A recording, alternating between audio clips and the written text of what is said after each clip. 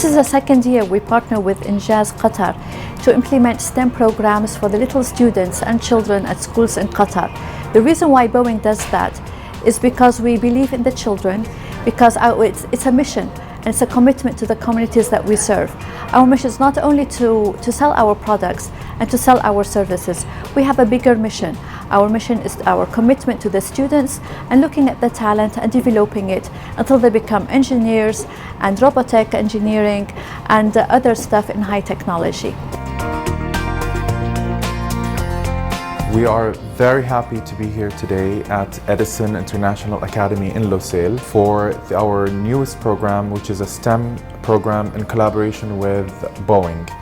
This is the second edition of this program, but the first with Edison schools.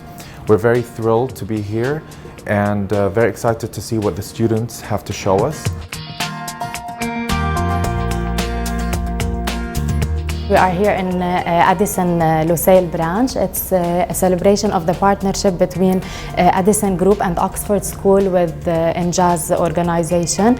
We started this partnership in the beginning of this academic year. It has been a very pleasurable experience for both the students and the teachers.